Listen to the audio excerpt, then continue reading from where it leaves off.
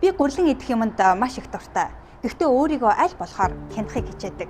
Гэвч ойрд өөрийгөө хянаж чадахгүй гурилан бүтээгдэхүүн их идэж байгаа.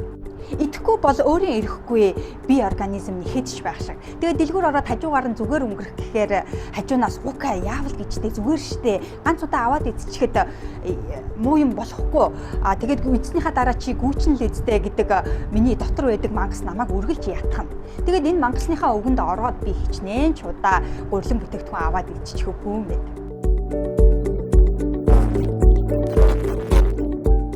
Тэгээд дасгал хийгээд овоо сайхан хавтгаарч байсан гэдс эргээд гараад ирсэн байхыг хараад хичнээн уур хүрвэ. Нөгөө дасгал хийгээд лээдэг ямар ч нэмэр алга өчнөө зарцуулсан хүч хөдөлмөр ямар ч үр дүнгүй байхыг хараад урам хугарсан.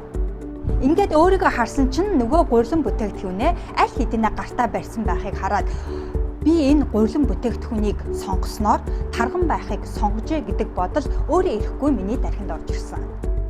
Хүн өнөөдөр юу сонгоно тэр сонголтоос шалтгаалж амьдрал нь хамаардаг.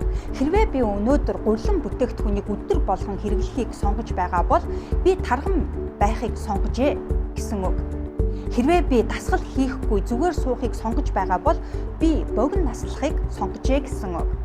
Хэрвээ би мөрөөдлийнхөө хойноос явахгүй мөрөөдлөө гаргуунд нь хаяхыг сонгож байгаа бол би өөтгөр гүнийгээр дүүрэн аз жаргалгүй амьдралыг сонгож байна гэсэн үг.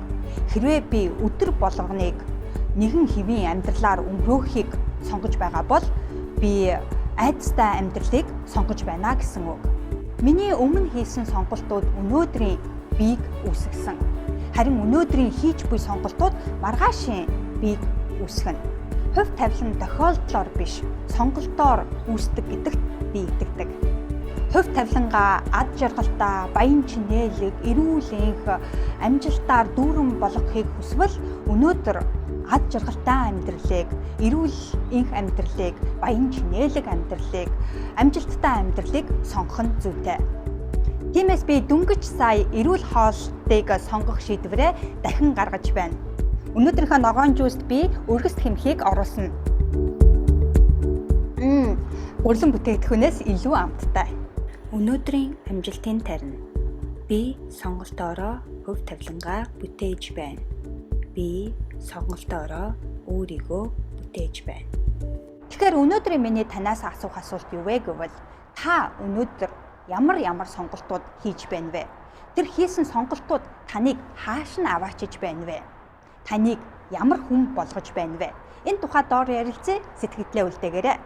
Хэрвээ танд энэхүү бичлэг таалагдсан бол лайк дараад цааш найз нөхдөд түгээгээрэй. Мөн иймэрхүү бичлэгүүдийг цаг тухайн үед нь имэйл хаягаараа хүлээн авах хүсэлтэй бол яг одоо uka.com руу ороод миний захин мэдээлэл бүртгүүлээрэй.